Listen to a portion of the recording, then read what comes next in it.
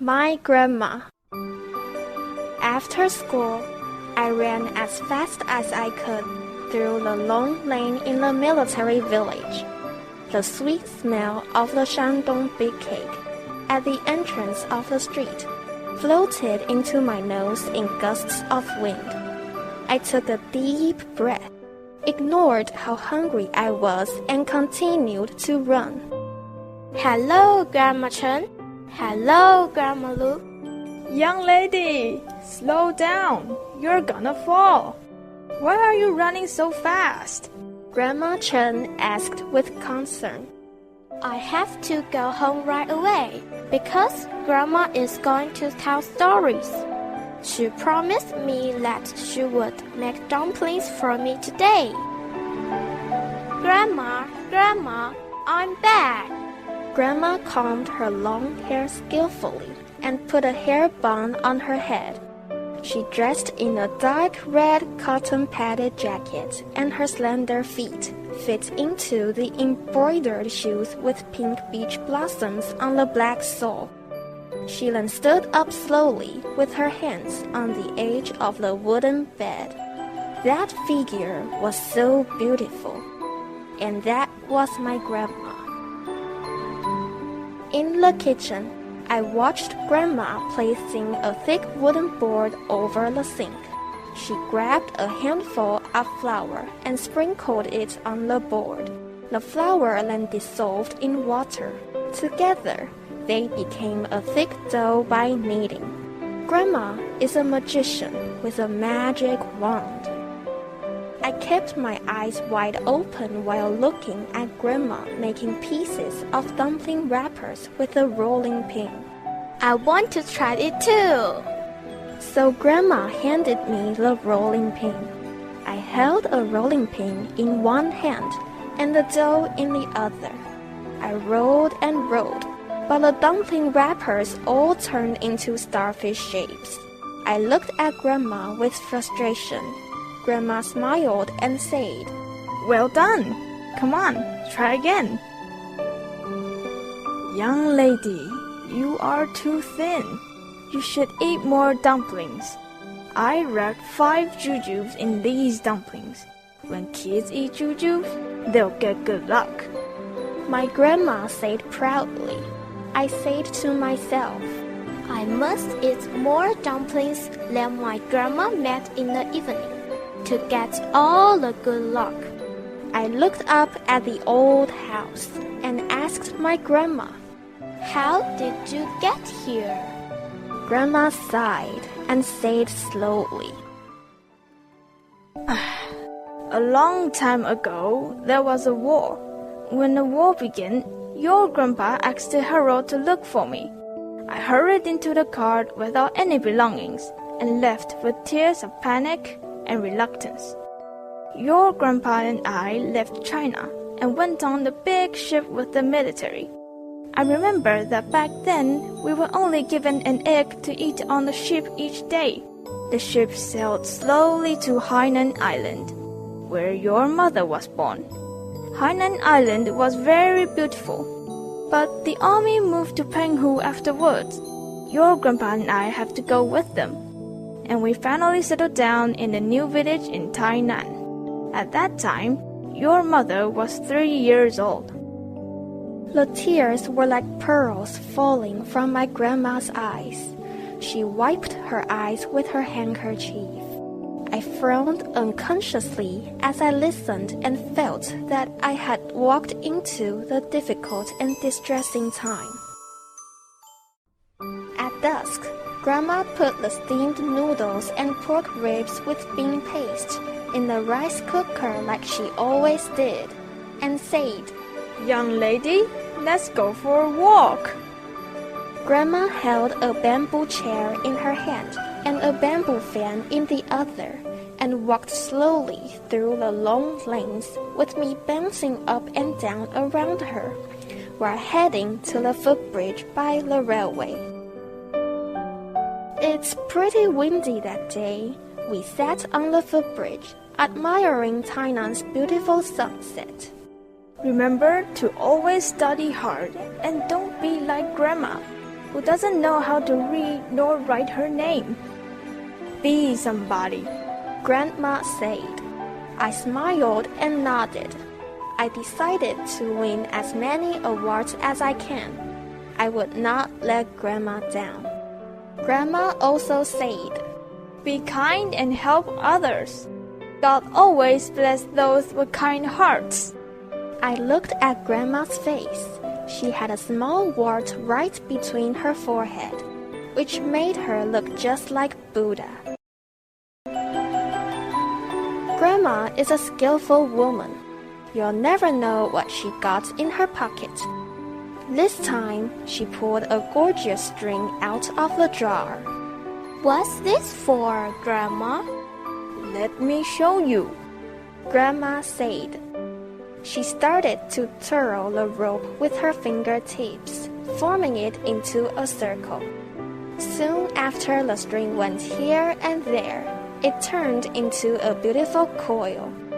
Magically, it became a beautiful Chinese knot in the blink of an eye. Grandma put the knot on the collar of a beautiful qipao, bringing out an elegant yet graceful beauty. I was really amazed. I clapped my hands and shouted, Wow, it's amazing. I love it so much. Grandma, please teach me how to do it. I want to do the magic too. A few days before Chinese New Year, Grandma and I would walk briskly to the Shandong mantou shop with a bag of jujubes. The mantou smelled so good, even though it's still blocks away. Let's sit here, Grandma said and nodded to the mantou shop owner with a quick eye contact when we got in the store. 10 fresh kneaded mantou doughs were on the table. Young lady, watch closely. This is how you make jujube nose mantou, Grandma said. She took some jujubes out of the bag and used her fingertips to poke the dough, some holes here and some holes there. Then put the jujubes in the holes. That's how you make a peculiar steamed bread. Did you get it? Now you give it a try, Grandma said excitedly. A mantou shaped like a multi-eyed monster. This jujube nose mantou is what we have back in the mainland. On every Chinese New Year's Eve, we would decorate mantous with jujubes. They looked so pretty and delicious after being well steamed. We like to have them at the reunion dinner. It means a good blessing for the coming year. I poked 2 holes on the dough and tried to tuck a jujube into it. I didn't do well, and the dough wasn't in a good shape. Oops, I thought. Grandma comforted me with a smile. When I was little, I did the same as you did and ruined the shape as well. That's all right. Just practice a few more times. Therefore, I joyfully managed to make jujube nose mantous one after another, feeling like I was the owner of the Shandong mantou shop, showing some stunning skills. Finally, the shaping job is done. Master, I entrust them to you, Grandma said with satisfaction. I wondered what the jujube nose mantous would look like after they were done. An hour later, came out the beautiful snow-white mantous with fire-red jujubes. Gorgeous. I thought my grandma would be very happy. Somehow, I found a touch of sadness in her smiling face. On our way back home, gusts of cold wind brushed against our face. Carrying a bag of ready-made mantous, Grandma said, During the Chinese New Year back in my hometown, my mother and I used to make jujube nose mantous together. I miss my mom so much. While leaving her, I didn't bring any belongings with me. When we arrived Taiwan, I came with nothing. Grandma, I can keep you company, and we still have Papa, Mama, and Grandpa. I pulled the end ridge of her clothes and said, I will be a good kid.